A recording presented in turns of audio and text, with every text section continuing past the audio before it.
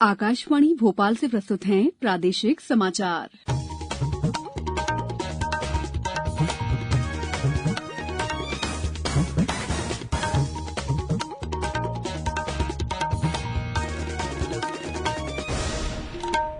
नमस्कार, समाचारों के साथ मैं दीपा सिंह। पहले मुख्य समाचार। केंद्रीय सड़क परिवहन मंत्री नितिन गडकरी ने कहा, हर जिले में खुलेगा ड्राइविंग स्कूल। मुख्यमंत्री शिवराज सिंह चौहान ने किया प्रदेश की कई और सड़क परियोजनाओं को मंजूरी देने का आग्रह। होशंगाबाद जिला अदालत परिसर में खुला केवल बच्चों के लिए बाल हितैषी न्यायालय। और प्रदेश में कोरोना संक्रमितों की संख्या 54,000 के पार। वहीं अब तक 41,000 से ज्यादा हुए स्वस्थ। अब समाचार विस्तार से।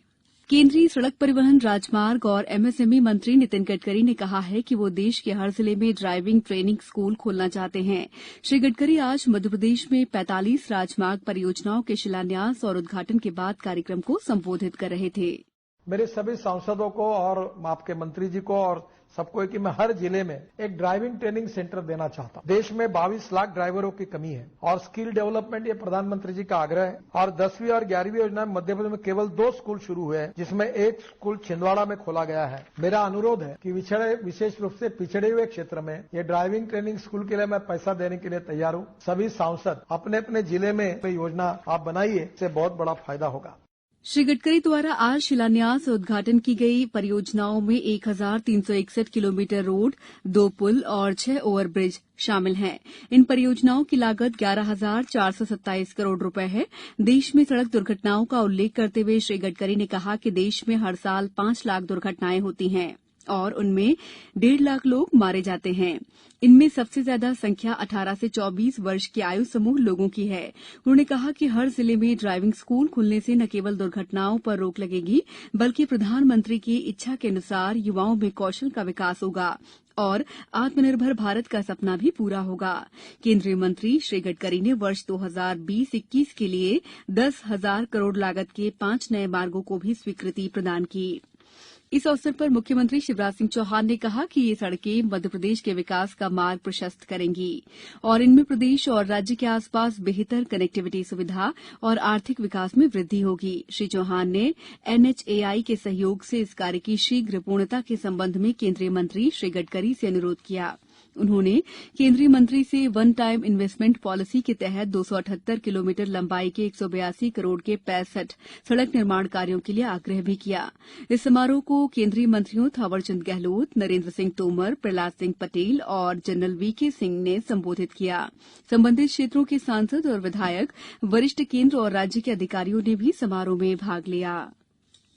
प्रधानमंत्री नरेंद्र मोदी 31 अक्टूबर को राष्ट्रीय एकता दिवस के अवसर पर गुजरात में स्टैच्यू ऑफ यूनिटी परिसर में लोक प्रशासन में उत्कृष्टता के लिए प्रधानमंत्री पुरस्कार प्रदान करेंगे। वर्ष 2020 के लिए प्रधानमंत्री पुरस्कार योजना का व्यापक रूप से पुनर्गठन किया गया है ताकि सेवाओं पर प्रभावी रूप से अमल करने और जन शिकायतों के समाधान में प्रशासनिक अधिकारियों के योगदान को मान्यता प्रदान की जा सके। प्रधानमंत्री कार्यालय में राज्य मंत्री डॉक्टर जितेंद्र सिंह ने इस वर्ष 17 जुलाई को प्रधानमंत्री अवार्ड पोर्टल की शुरुआत की थी। भोपाल स्थित पीआईबी और आरओबी के क्षेत्रीय कार्यालय द्वारा आज प्रधानमंत्री जनधन योजना विषय पर वेबिनार का आयोजन किया गया। इसमें वक्ताओं ने प्रत्यक्ष लाभ अंतरण को आम आदमी तक पहुंचाने में जनधन योजना की भूमिका को महत्वपूर्ण बताया। कार्यक्रम के मुख्य वक्ताओं में सेंट्रल बैंक ऑफ इंडिया के field general manager Shriram Mahurkar और नाबार्ड भोपाल के डीजीएम कमर जावेद थे। प्रधानमंत्री नरेंद्र मोदी रविवार को आकाशवाणी से मन की बात कार्यक्रम में देश विदेश के लोगों से अपने विचार साझा करेंगे।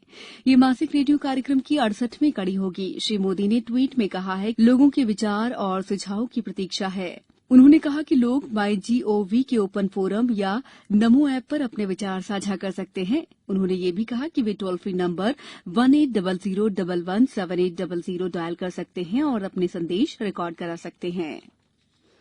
कोरोना काल में निजी स्कूलों द्वारा वसूली जा रही फीस को चुनौती देने वाली जनहित याचिका पर सुनवाई करते हुए उच्च न्यायालय ने ऑनलाइन क्लास संचालित करने की अनुमति देने पर राज्य सरकार से जवाब तलब किया है। मुख्य न्यायाधीश अजय कुमार मित्तल और न्यायमूर्ति विजय कुमार शुक्ला की युगल पीठ ने स्कूल फीस जमा न होने पर किसी भी छात्र का नाम न काटे जाने संबंधी अंतरिम राहत को बरकरार रखते हुए मामले की अगली सुनवाई 1 सितंबर को निर्धारित की है। इसी तरह युगल पीठ ने सोसाइटी ऑफ प्राइवेट स्कूल्स की याचिका पर अलग से सुनवाई करने को कहा है। सोशल मीडिया पर फैलाई जा रही भ्रामक और फर्जी खबरों की सच्चाई बताने के लिए केंद्रीय सूचना और प्रसारण मंत्रालय के अंतर्गत पीआईबी ने फैक्ट चेक यूनिट गठित की है।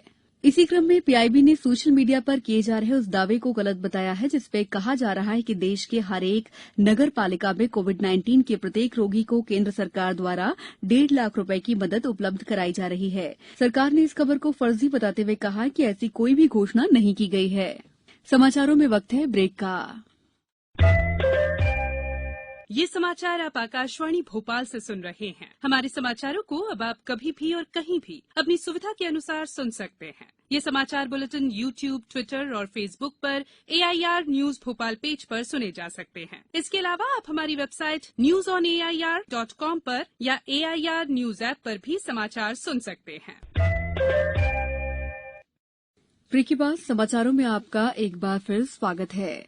होशंगाबाद जिला न्यायालय परिसर में आज बाल हितैषी न्यायालय का शुभारंभ किया गया। मध्यप्रदेश उच्च न्यायालय जबलपुर के मुख्य न्यायाधीश अजय कुमार मित्तल ने बाल हितैषी न्यायालय का ऑनलाइन लोकार्पण किया। बाल हितैषी न्यायालय ऐसे बच्चों के लिए तैयार किया गया है जिनके साथ आपराधिक घटनाएं घटित होती हैं। जिला न्यायालय परिसर में ही तैयार की गई इस बिल्डिंग में रहने और भोजन के साथ बच्चों के लिए खिलौनों तथा मनोरंजन के साधन भी उपलब्ध होंगे। इसमें अपराध की सुनवाई सीधे होगी जिसमें आरोपी को पीड़ित बालक या बालिका सीधे पहचान सकेंगे, लेकिन आरोपी पीड़ित बालक बालिका को नहीं देख सकेगा। ये न्यायालय आधुनिक संसाधनों से लैस होगा। प्रदेश में कोरोना से कुल संक्रमितों की संख्या बढ़कर करीब 54,421 हो गई है। हालांकि अच्छी बात यह है कि इनमें से 41,000 लोग स्वस्थ हो चुके हैं। भोपाल में कल 129 नए मरीज मिलने के साथ कुल मरीजों की संख्या बढ़कर 9,400 से ज्यादा हो गई है। नीमच जिले में कोरोना संक्रमण से स्वस्थ होने वाले व्यक्तियों की संख्या में लगातार इजाफा हो रहा है। मंगलवार को जिले में 20 कोरोना पॉजिटिव व्यक्तियों को स्वस्थ होने पर डिस्चार्ज किया गया है। खंडवा जिले में कुल 7 रिपोर्ट पॉजिटिव आई। लोगों को कोरोना संक्रमण मुक्त होने पर अस्पताल से डिस्चार्ज किया गया। होशंगाबाद में 13 कोरोना संक्रमित पाए गए हैं, वहीं 9 लोगों को स्वस्थ होने पर अस्पताल से छुट्टी दे दी गई। शाजापुर जिले में कोरोना वायरस के संक्रमण से बचाव के लिए एक मास्क अनेक जिंदगी अभियान संचालित किया गया। अशोकनगर जिले में 4 कोरोना पॉजिटिव पाए गए हैं। पिछले 24 घंटों के दौरान प्रदेश के इंदौर, उज्जैन, भोपाल, होशंगाबाद, ग्वालियर और चंबल संभागों में कहीं कहीं बारिश हुई। सबसे अधिक 3 सेंटीमीटर बारिश झाबुआ के भाभरा में दर्ज की गई।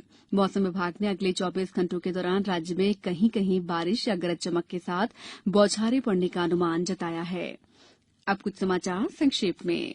शिवपुरी जिले में पंचज अभियान के अंतर्गत ग्राम पंचायत कांकर में कल किसानों और ग्रामीणों को जैविक खाद के उपयोग के बारे में विधिक साक्षरता शिविर आयोजित किया गया। खंडवा जिले में सभी विकासखंडों और खंडवा शहर की एकीकृत बाल विकास परियोजनाओं के परियोजना अधिकारियों का कार्य में लापरवाही बरतने पर 7-7 दिन का वेतन काटने के आदेश दिए गए हैं।